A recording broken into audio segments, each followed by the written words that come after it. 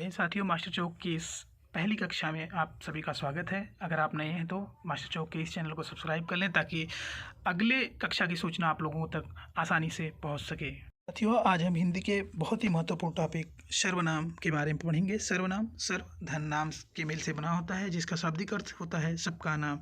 इसका प्रयोग हम संज्ञा के स्थान पर करते हैं।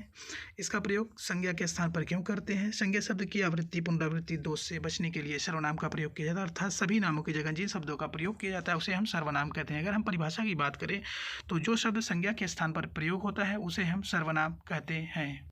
जैसे मैं, तुम, यह, वह, आपका, कौन, उस, इसका, उसका आदि सर्वनाम के उदाहरण हैं। राम ने कहा कि वह बाजार जा रहा है। यदि हम इस वाक्य में देखें तो राम नाम है जो संज्ञा है और उनके स्थान पर प्रयोग होने वाला शब्द वह सर्वनाम है जो राम के नाम के स्थान पर प्रयोग हुआ है।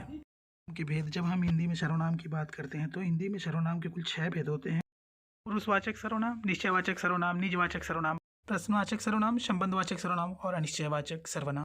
आइए अब हम पुरुषवाचक सर्वनाम को देखते हैं। सर्वनाम का प्रयोग वक्ता, लेखक अपने लिए अथवा श्रोता या पाठक के लिए अथवा किसी अन्य के लिए करता है। ये सर्वनाम पुरुषों के नाम के बदले आते हैं। पुरुषवाचक से पुरुष और स्त्री दोनों का बोध होता है, जैसे मैं, हम, तू, आप, ये, वे, वह। ये 3 प्रकार के होते हैं।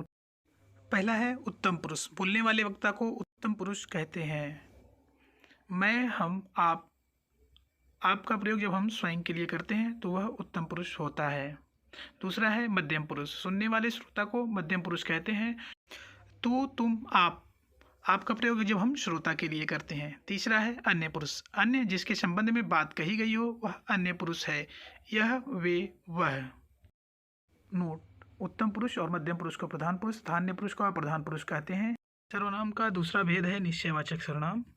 निश्चयवाचक सर्वनाम से पास या दूर की वस्तु का निश्चित बोध होता है, जैसे यह अच्छा है, वह बुरा है, यह जा रहा है।